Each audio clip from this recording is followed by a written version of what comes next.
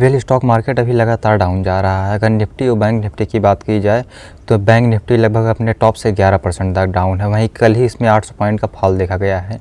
वहीं निफ्टी भी लगातार डाउन ही जा रही है। चलिए आज बात करते हैं कि इसके डाउन जाने के रीजंस क्या है और ये कब तक करेक्शन हो सकता है और कब तक मार्केट अभी और गिरेगा। वेल अगर पहले रीजन की बात की जाए तो एफआई लगातार सेलिंग की जा रही है। 2025 के फर्स्ट 7 ट्रेडिंग डेज में लगभग एफआई ने $2 बिलियन की सेलिंग कर दी है।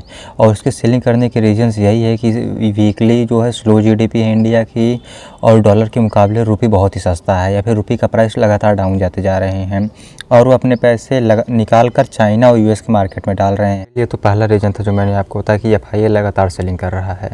हमारा दूसरा जो सबसे बड़ा रीज़न है वो है जियोपॉलिटिक्स और डोनाल्ड ट्रंप। अगर हम डोनाल्ड ट्रंप को देखें तो जब से उन्होंने इलेक्शन जीता है तब से लगातार बिटकॉइन के प्राइसेस ऊपर जा रहे हैं। हम सबको पता है कि डोनाल्ड ट्रंप बिटकॉइन के पूरे फेवर में है और तब से अगर यूएस स्टॉक मार्केट तो देखा जाए तब से यूएस स्टॉक मार्केट भी लगातार ऊपर जा रहा है। लेकिन अब हम बात करते हैं कि हमारा और चाइना का मार्केट डाउन क्यों जा रहा है। अगर चाइना का जा रहा है तो चाइना का डाउन जाए, लेकिन हमारा मार्केट पर क्यों इतना इम्पैक्ट डाल रहा है। अभी 2-3 दिन पहले ही डोनाल्ड ट्रंप ने प्रेस कॉन्फ्रेंस में कहा कि वो ग्रीनलैंड, पनामा नहर और कनाडा पर अपना कब्जा करेंगे। वो इस पर अपना ज़बरदस्ती डोमिनेशन करना चाहते हैं। अब वो ऐसा क्यों करना चाहते हैं वो तो समझ के बाहर है, लेकिन वो ऐसा अगर करेंगे तो वर्ल्ड वार जैसे स्थिति पैदा हो जाएगी। उन्होंने अपने वीडियोस में क्लियर कर दिया है कि वो अगर मिलिट्री का यूज़ कर सकते हैं तो मिलिट्री का भी यूज़ करेंगे।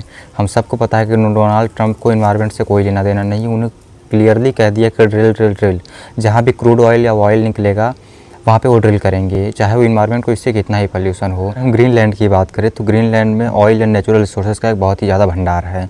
हम सबको पता है कि ग्लोबल वार्मिंग के कारण ग्रीनलैंड की बर्फ़ लगातार पिघल रही है। अगर अमेरिका उस पर अपना डोमिनेशन या फिर कब्जा कर लेता है तो वहाँ पर उन्हें क्रूड ऑयल निकालने में बहुत ज़्यादा मदद मिलेगी। यहाँ पर उन्हें क्रूड ऑयल में बहुत ज़्यादा हेल्प होगी, जिससे वो नेचुरल एनर्जी का यूज करके अपने एक्सपेंसेस को कम करना चाहते हैं। ये तो ग्रीनलैंड की बात हो गई। अब पनामा नहर और कनाडा की बात करते हैं। कनाडा में बहुत सारे इंडियन स्टूडेंट्स पढ़ने जाते हैं या फिर बहुत सारे इंडियंस वर्क के लिए जाते हैं। हम जब भी किसी वर्क के लिए यूएस या फिर कनाडा का वीज़ा अप्लाई करते हैं तो यूएस से हमारा वीज़ा ज़्यादातर रिजेक्ट ही हो जाता है या फिर यूएस से हमारा वीज़ा मिलने के चांसेस बहुत ही ज़्यादा कम हो जाते हैं, जिससे कनाडा ही ज़्यादातर लोग जाते हैं। इसलिए हम कनाडा की अगर जीडीपी ग्रोथ की बात करें तो जीडीपी ग्रोथ कनाडा में 3-4 साल में बहुत ज़्यादा हुआ है।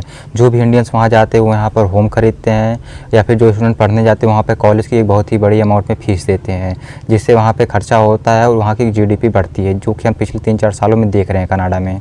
अब अगर हम पनामा नहर की बात करें कि अमेरिका पनामा नहर को क्यों डोमिनेट करना चाहता है, तो आप लोग अगर जियोग्राफिकली देखेंगे लॉस एंजल्स से अगर हम यूरोप में ट्रेड करना चाहते हैं तो हमें पनामा नहर को क्रॉस करना पड़ता है, जिस वजह से अगर हम पनामा नहर पे कब्जा कर लेंगे या फिर जिस वजह से अमेरिका का पनामा नहर पे कंट्रीब्यूट या फिर डोमिनेट कर लेगा तो उसे वहाँ पे कम टैक्सेस देना होंगे या फिर उन्हें कम टाइम लगेगा ऐसे करने में। कि हम सबको पता है कि जो गुड्स का सबसे बड़ा इंपोर्ट या फिर एक्सपोर्ट होता है वो शिप्स के थ्रू ही होता है और पनामा नहर एक इंपोर्ट और एक्सपोर्ट का एक बहुत ही बड़ा टूरिज्म हब है। अगर अमेरिका इस पर डोमिनेट या फिर कब्जा कर लेता है तो उसे बहुत ही ईजिली यूरोप में ट्रेड करने में आसानी होगी। अब डोनाल्ड ट्रंप की बातों में कितनी सच्चाई या फिर वो ऐसा करेंगे कि भी नहीं वो तो बाद में पता चलेगा, लेकिन उन्होंने अगर उनकी इंटेंशन को देखा जाए तो उन्होंने क्लियर कर दिया है कि अगर उसके लिए उन्हें मिलिट्री का भी यूज़ करना पड़े तो मिलिट्री का भी यूज़ करेंगे। अगर हम पिछले कुछ सालों की बात करें तो हम देखेंगे रसिया और यूक्रेन वार में रसिया लगातार यूक्रेन पे वार कर रहा है और यूक्रेन के काफ़ी ज़्यादा जगहों पे उन्होंने कब्जा भी कर लिया है।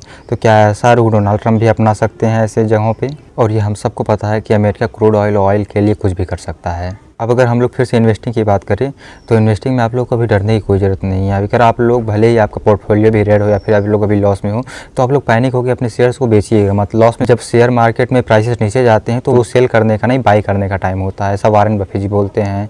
अगर प्राइसेस हमेशा ऊपर ही जाते रहेंगे तो लोग बाई कब करेंगे। जब अभी एफआई सेलिंग कर रही है तो हमें कुछ ऐसे स्टॉक के प्राइसेस जो बहुत ही अच्छे दामों में मिल सकते हैं जो भी डाउन हुए हैं, आप लोग उन्हें ज़रूर से इन्वेस्ट कर दीजिएगा, क्योंकि अगर हम लॉन्ग टर्म की बात करें तो मार्केट करेक्शन करके पक्का ऊपर ही जाएगा, चाहे वो 2 साल या फिर 3 साल कितना भी टाइम लगे।